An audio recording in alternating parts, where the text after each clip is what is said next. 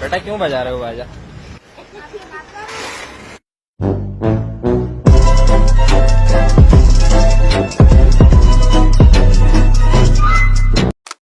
हाँ, तो कैसी कट रही है आपकी जिंदगी। सबसे पहले तो आप सबको आजादी मुबारक। सिर्फ इसे बनाने वाले को छोड़कर इन जंगलियों के लिए तो काले पानी जैसी बड़ी सजा भी कम है। इन्हें तो एक कमरे में बंद करके और कमरे के अंदर 10-12 हरामी बच्चों को बाजे के साथ छोड़ देना चाहिए। जब तक हरामी बच्चे बाजा बजा बजाकर इनके दिमाग की माँ बहन नहीं कर देंगे तब तक इन्हें अकल नहीं आएगी।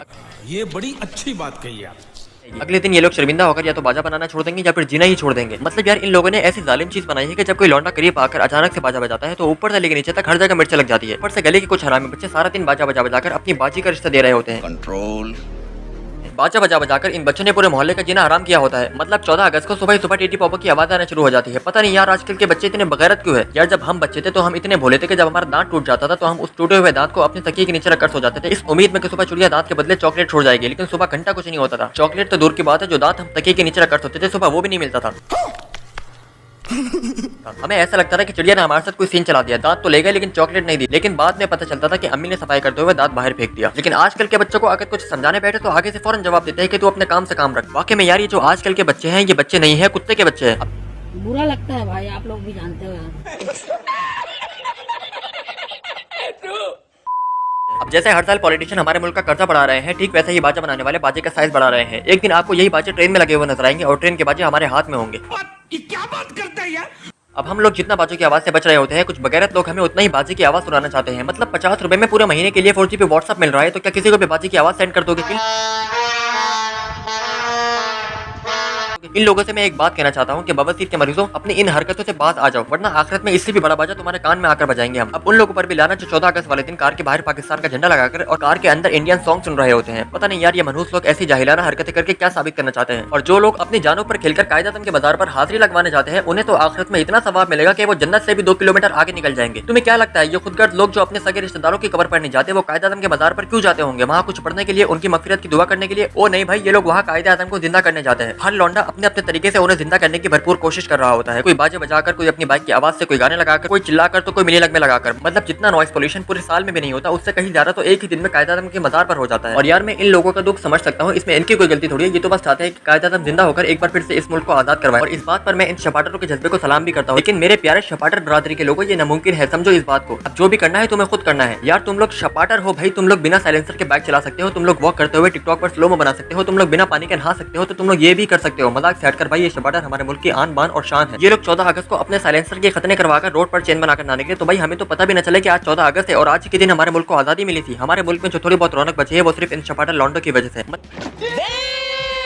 मतलब 14 अगस्त को सारे शपाटर एक साथ सुबह सुबह उठ जाते हैं। वैसे तो इन्हें सुबह उठने में मौत आती है, लेकिन 14 अगस्त को वतन से मोहब्बत का कीड़ा इन्हें बहुत जोरों से काट रहा होता है, इसलिए ये फटाफट उठकर तैयार हो जाते हैं। अगर आप चाहते हो कि आप भी शपाटर बनकर चेन बनाकर कायदा आज़म के मजार पर हाजिर देने जाओ तो टेंशन नहीं लेनी भाई, इसका प्रोसेस मैं आपको बताता हूँ। सबसे पहले तो आपको एक फूलों वाली शर्ट पहन लेनी है और एक फटी हुई जींस। इसकी फिटिंग बिल्कुल टाइट होनी चाहिए, इतनी टाइट कि अगर आपकी पीछे वाली पॉकेट में 5 का सिक्का पड़ा है तो दूसरा बंदा बाहर से देखकर ही बता दे कि अंदर 5 आया है या चांद। और 5 जितना ऊपर हो सके उतना ऊपर कर लेने हैं। फिर उसके साथ लुंडा के कोई भी शूज पहन लो जिसका कलर या तो रेड हो या फिर येलो, और अपने बालों में थोड़ा सा कत्ता लगाकर बाइक के साइलेंसर के खतने करवाकर और बाइक के कुछ मेजर पार्ट घर में रखकर निकल जाना है। और हाँ, आपने एक अदद पाकिस्तान का बैंड या बैच लाजमी लगा लेना है, क्योंकि पाकिस्तान का बैच ही एक ऐसी वाहिद चीज है जिससे आप थोड़े बहुत पाकिस्तानी लगो, क्योंकि बिना बैच के आप पाकिस्तानी नहीं बल्कि मद्रास से आए हुए मद्रासी लगोगे। अब कुछ लोगों के अंदर किलो के हिसाब में वतन से मोहब्बत का जज्बा भरा होता है। ये लोग बंदरों की तरह मजार की दीवारों पर चढ़ जाते हैं और ऊपर पहुंचकर पाकिस्तान का झंडा लहराते हैं। यार वो भी क्या दिन हुआ करते थे जब कीड़ा सिर्फ दांत में होता था। खैर मैं कोई गलत बात नहीं करना चाहता, लेकिन अभी भी वक्त है सुधर जाओ। ये बंदरों की तरह मजार की दीवारों पर चढ़ने से अच्छा है बॉर्डर पर जाकर इज्जत से अपनी तशरीफ पर गोलियां खा लो। इस वीडियो में मैंने सारी बातें मजाक में जरूर की है, लेकिन ये सच है, समझने की कोशिश करो भाई। 14 अगस्त को पाकिस्तान आजाद हुआ था और रमजान चल रहे थे। भाई ऐसे जश्न कौन मनाता है? बाजे बजाकर, गाने लगाकर, दूसरों को परेशान करके, बाइक का साउंड बनवाकर, ये सब हरकतें करके तुम लोग समझते हो कि शायद तुम कूल लग रहे हो, लेकिन जहर लगते हो भाई। वैसे मैं ये सब बातें तुमसे क्यों कर रहा हूँ? तुम लोग अपने बाप की नहीं सुनते तो मेरी क्या हाथ सुनोगे? खैर लास्ट में मैं बस यही कहूंगा कि पाकिस्तान आजाद होने की अगर इतनी ही खुशी है तो मस्जिद में जाकर नवाफिल अदा करो, ना कि रोडों पर निकलकर अपनी तरबियत के बारे में दूसरों को बताओ। तूने पढ़ लिए क्या नवाफिल? नहीं, बस पढ़ने जा रहा हूँ। अबे कैसा बंदा है यार, तू खुद पढ़े नहीं और दूसरों को मंजन बेच रहा है। भाई मैं तो अभी पढ़ लूंगा, लेकिन तू बता, तूने पढ़े? मैं 6 साल का हूँ, अगले साल जब नमाज पढ़ होगी तब पढ़ लूंगा। बेटे ये पिछले 3 साल से 6 साल का है। जब भी इससे कोई नमाज का कहता है तो ये खुद को 6 साल का बताता है। अबे बुढ़ाओ, तुम फिर मेरे बीच में बोले। अबे तमीज से बात कर यार, तेरे बाप की उम्र के है। अबे कुछ शर्म कर यार, इसे मेरे बाप में मिला रहा है। अगर मेरा बाप ऐसा होता तो मैं कब का हार्पिक पीकर अपनी जान दे चुका होता। और अगर तेरे जैसा मेरा बेटा होता तो मैं पैदा होते ही उसे गोली मार देता। और अगर तुम दोनों मेरे जानने वाले ना होते तो मैं कब का तुम्हें इस वीडियो से निकाल चुका होता। अजीब बात कर रहे हो यार तुम। 14 अगस्त की वीडियो है, अपनी आवाम को अमन से रहने का मैसेज देने के बजाय तुम एक दूसरे को मारने की बात कर रहे हो। यार कसम से तूने मुझे इमोशनल कर दिया। मैं सबको एक मैसेज देना चाहता हूँ कि अगर तुम्हें अमन से रहना है तो ये बुड्ढा जहाँ नजर आए इसे गोली मार दो। यार तुम लोग कंटिन्यू करो, मैं यहाँ से जा रहा हूँ।